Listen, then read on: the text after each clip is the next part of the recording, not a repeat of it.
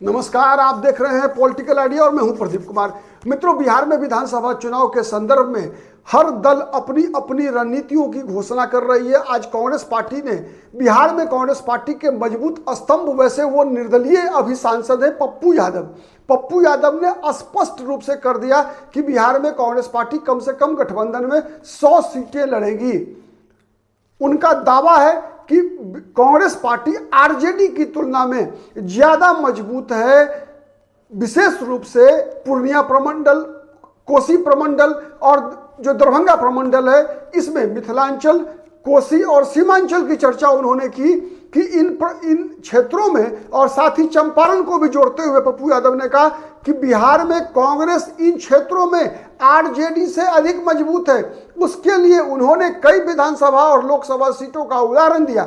उन्होंने बताया कि पिछले लोकसभा चुनाव में जहां पूर्णिया में पप्पू यादव स्वयं जीते, कटिहार में कांग्रेस पार्टी जीत गई, किशनगंज कांग्रेस पार्टी जीत गई, लेकिन अररिया आरजेडी लड़ी और आरजेडी हार गई, खगड़िया आरजेडी लड़ी, आरजेडी हार गई, सुपौल आरजेडी लड़ी, आरजेडी हार गई। तो इस प्रकार से दरभंगा आरजेडी लड़ी, हार गई, मधुबनी आरजेडी लड़ी, हार गई। तो ये चीजें तुलना करके पप्पू यादव ने पत्रकारों के समक्ष बताया कि कांग्रेस पार्टी को जो सीटें मिली, उन सीटों पर कांग्रेस पार्टी का स्ट्राइक रेट आरजेडी की तुलना में बेहतर है।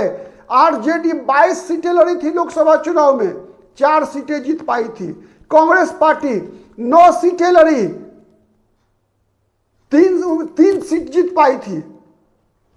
तो ये उदाहरण स्पष्ट है। कांग्रेस पार्टी पिछली बार कटिहार, किशनगंज, सासाराम, ठीक है, ये सीटें आसानी से जीती थी कांग्रेस पार्टी ने, लेकिन आरजेडी को केवल और केवल सीटें मिली मध्य बिहार में और शाहाबाद में। पूरा उत्तर बिहार में आरजेडी कहीं भी एक भी सीट नहीं जीत पाई। इसीलिए ये लोकसभा चुनाव का परिणाम पप्पू यादव ने दोहराया कि किस प्रकार से कांग्रेस पार्टी को क्यों वहां पर लोग चाहते हैं, आरजेडी को क्यों नहीं चाहते। आरजेडी अगर लड़ेगी तो पूरे उत्तर बिहार में आरजेडी हार जाएगी, कांग्रेस पार्टी चुनाव जीत सकती है। इसीलिए जीतने वाले दल को सीट मिलना चाहिए, यह पप्पू यादव का तर्क है। अब देखना है कि इस तर्क पर तेजस्वी यादव की पार्टी की, आरजेडी की क्या प्रतिक्रिया आती है। लेकिन एक सवाल इसके साथ और जुड़ा हुआ है, आप लगातार देख रहे होंगे अगर, तो केवल यह बात पप्पू यादव तक सीमित नहीं है। पप्पू यादव अपने मन से कोई बात नहीं कर रहे हैं। क्यों मैं कह रहा हूं, आप देखिए, यह कांग्रेस पार्टी की स्पष्ट रणनीति है। पप्पू यादव का जितना भी बयान को आप डिकोड कीजिए, आपको समझ में आएगा। समझ में क्या आएगा, देखिए, राहुल गांधी अभी तक बिहार में 4 दौरा कर चुके हैं, 2 बार पटना आए, पटना से बाहर गए तो कहां गए। मैं आपसे पूछ रहा हूं दर्शकों से, राहुल गांधी 2 बार, एक बार बेगूसराय गए, दूसरी बार दरभंगा गए। कहां गए? दरभंगा प्रमंडल में गए, मिथिला में गए। क्यों गए? मुद्दे क्या उठे? नौकरी का, पलायन का बेगूसराय में।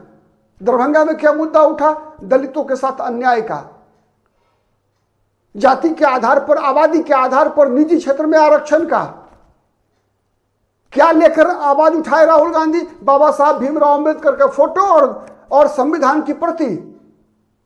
मतलब क्या है? कौन निशाने पर है? क्या निशाने पर आरजेडी है?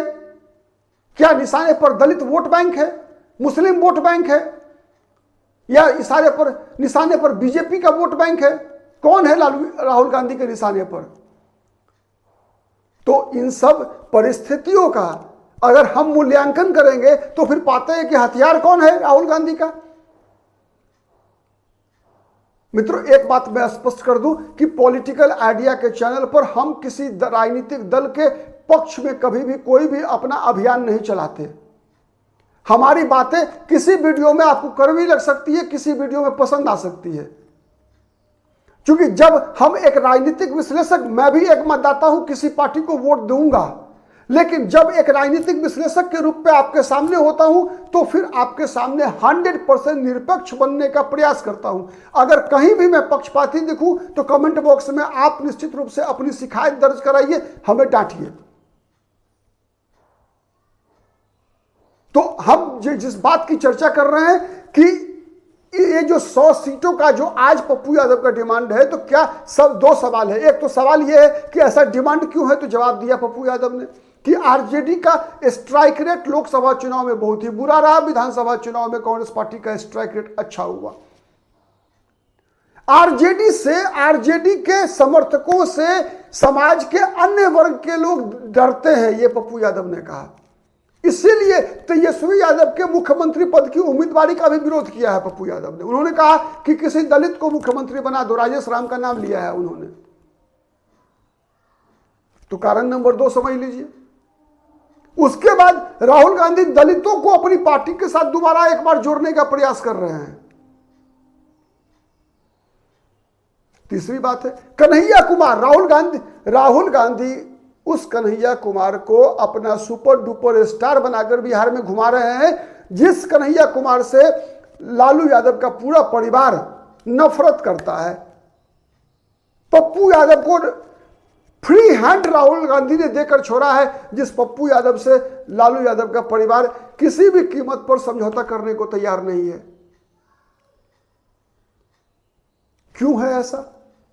कन्हैया कुमार तेजस्वी यादव के लिए क्यों खतरा है?